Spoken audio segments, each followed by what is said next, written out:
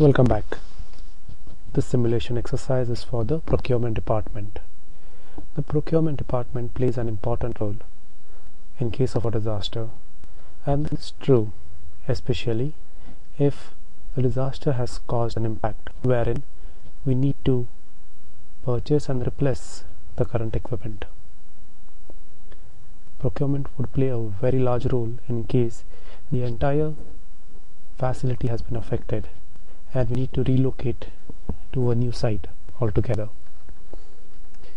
We have the same scenario as before, that a hurricane has hit the building at 10:30 p.m. at night. 12 hours later, based on the initial damage assessment, the assessment team has declared a disaster. The DR teams have been activated and asked to proceed to the warm site or the alternate site. Questions. Do you have normal procurement contracting procedures? The answer is yes. But do you have procurement contracting procedures in times of disaster? If yes, do these procedures cover the following? Firstly, who authorizes that the disaster procedures can be used? What if the disaster is local to the organization or to one of its departments and not the entire organization? So in this case,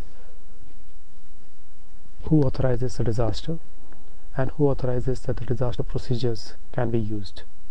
The difference in the two scenarios is that if it's only a small unit that has been affected, the person declaring the disaster would not be someone at the top, and hence it may happen that the disaster procurement procedures may differ. Thirdly, how are purchasing requests approved if not in the normal way? And lastly, are there any special account category codes you will use for emergency purchases?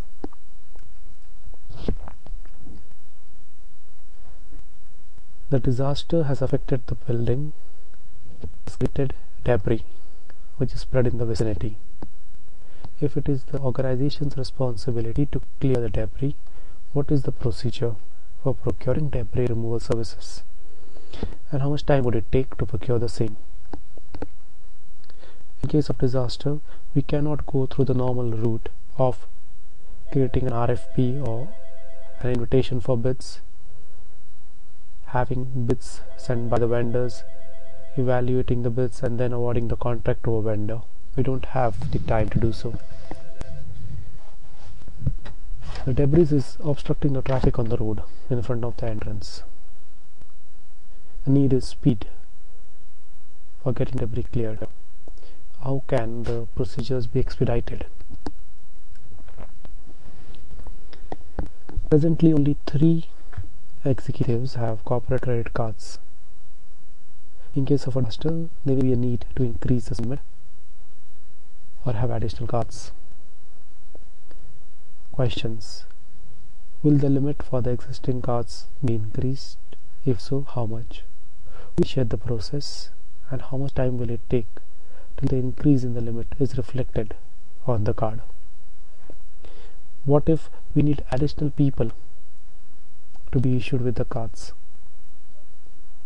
If so, who are these pre-identified people? Where they get the card from? What will be the limit on their cards? And how much time will it take? And lastly, what are the permissible purchases on the credit cards?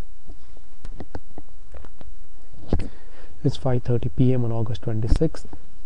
The warm site is up and running in 48 hours.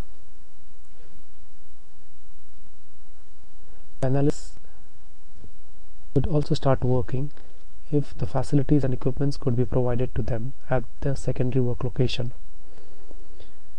In the plans, XYZ location was identified as a secondary work location. However, it is a cold site. There are no equipment available over there. So what is the procedure to procure equipment at a short notice? And by equipment we mean the workstations as well as the related collaterals, for example, network connectivity, infrastructure hubs, routers, switches, cables, So we need to procure this equipment and someone needs to come and install them. If typically this is done by the organization people, but if these people are unavailable, then we need to contract the services. How much time would it take and who would initiate the procedure? What if some of the equipment from the primary location can be reused, say with minor repair issue, and the equipment be moved from one location to another? Typically the equipment is bonded to a particular location. If yes, in the absence of a database system where we have the inventory of assets, how would we do the relocation? What would be the procedure to relocate the equipment, and when should this be reflected in the database once the database is recovered?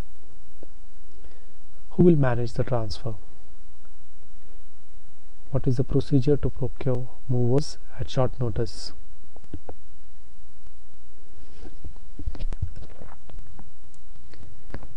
It's 4:30 p.m. and the damage to the mainframe needs to be assessed, which is not possible at the ABC location.